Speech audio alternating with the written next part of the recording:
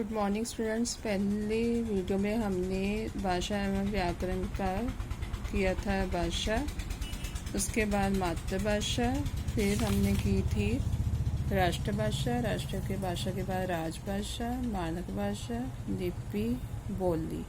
अब हम आज करेंगे हिंदी भाषा का महत्व।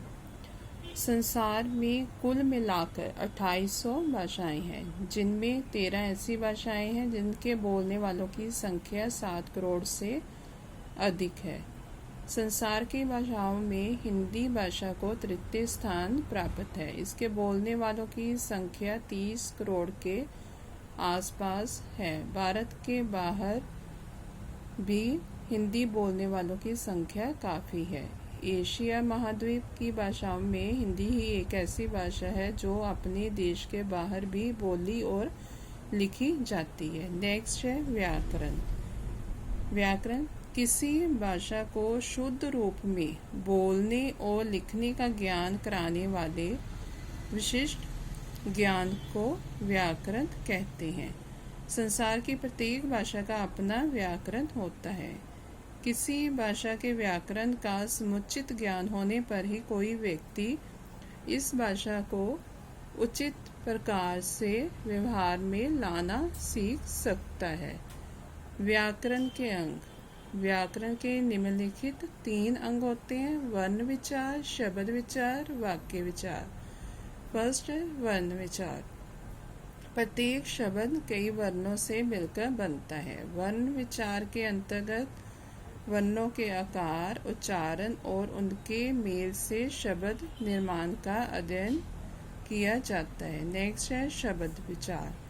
प्रत्येक भाषा का शब्द भंडार कई तत्वों से बनता है। भाषा अपने ढंग से शब्दों का निर्माण करती है अथवा विभिन्न स्रोतों से शब्दों को अपनी आवश्यकता अनुसार ग्रहण करती है। पहले वर्ण बनते हैं, वर्ण के बाद शब्द और शब्द के बाद वाक्य। वाक्य विचार। हिंदी में प्रत्येक वाक्य की निश्चित बनावट होती है।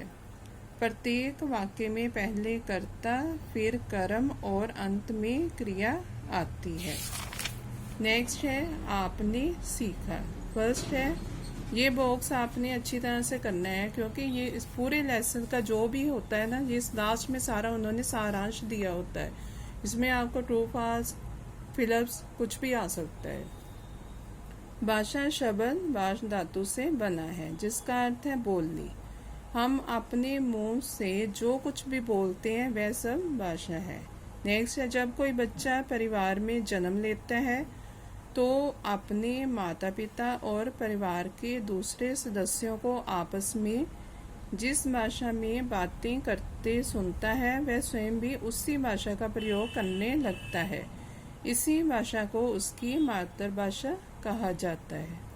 नेक्स्ट है जब कोई भाषा विकसित होते होते इस अवस्था को प्राप्त हो जाती है कि पूरा राष्ट्र दैनिक जीवन में उसका व्यवहार करने लगता है, तो ऐसी भाषा को राष्ट्रभाषा कहा जाता है। नेक्स्ट है किसी देश की सरकार अपना दैनिक कामकाज और सामान्य प्रशासन चलाने के लिए जिस भाषा का प्रयोग करती है उसे देश की राजभाषा कहा जाता है। नेक्स्ट है मौखिक ध्वनियों को लिखकर प्रकट करने के लिए निश्चित किए गए चिन्हों को लिपि कहते हैं। नेक्स्ट है मुख द्वारा बोलकर विचार प्रकट करने के सरल साधन को बोली कहा जाता है। आज के लिए इतना ही। थैंक्स।